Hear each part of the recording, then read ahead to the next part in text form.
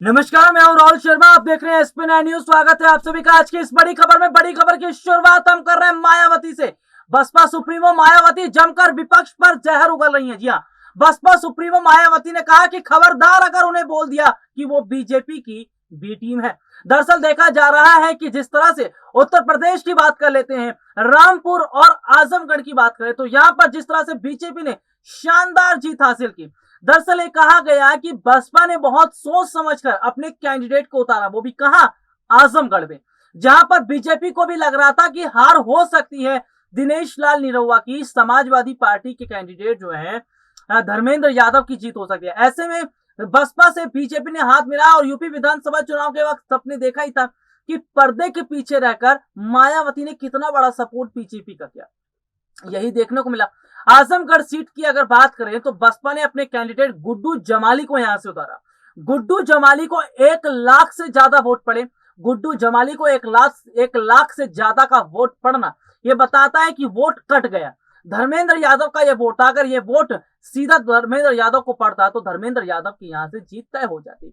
ऐसे में देखा जा रहा कि विपक्ष लगातार ये कह रहा है, अखिलेश यादव समाजवादी पार्टी ये कह रही है कि भाई मायावती बी टीम बनकर काम कर रही है, बीजेपी की बी टीम की, क्योंकि इन्होंने अपने कैंडिडेट को आजमगढ़ में तो उतार दिया लेकिन रामपुर में नहीं उतारा। क्यों? क्योंकि बहुत सोची समझी जो है वहां पर काम किया जाता।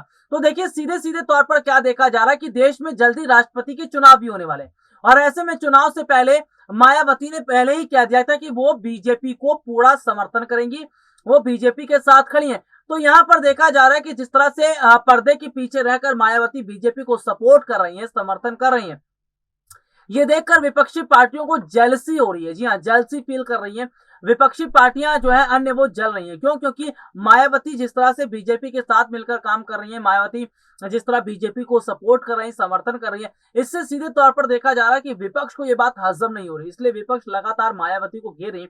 लेकिन मायावती ने कहा कि बीजेपी की वो कोई भी टीम नहीं है, उनको जैसा ठीक लग रहा है, जिस हिसाब से ठीक लग रहा है, वो उस हिसाब से काम करती नजर आ रही है। हालांकि मायावती इस बात को छुपाएं, इस बात को वो ना बताएं खुद से, लेकिन ये बात तो सच है कि बीजेपी के साथ ही मिलकर काम कर रही है मायावती। क्योंकि अगर रामपुर और आजमगढ़ की ही बात कर लेते हैं कि अगर चाहती बसपा सुप्रीमो मायावती तो वो रामपुर में भी अपने कैंडिडेट को उतार सकती थी, लेकिन ऐसा नहीं किया। ऐसा इसलिए उन्होंने नहीं किया क्योंकि वहां पर वोट कट सकते थे, तो नुकसान बीजेपी को होता, लेकिन आजमगढ़ में वोट काटना ही था। तो ऐसे में गुड्डू जमाली को खड़ा कर दिया। गुड्डू जमाली 1 लाख से ज्यादा वोट निकाल ले गए और यहाँ पर फंस गए धर्मेंद्र यादव। तो सीधे तौर पर देखा जा रहा है कि यही वजह है कि अखिलेश यादव ने बहुत पहले ही रणनीति तैयार कर ली थी अपनी पत्नी डिंपल यादव को लेकर।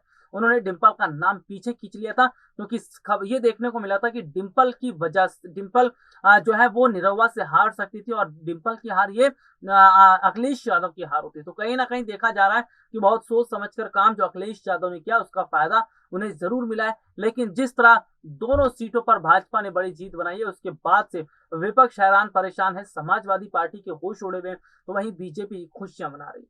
आज के लिए इतना ही, आपसे फिर दोबारा मुलाकात होगी, तब तक ले जा दीजिए, नमस्कार।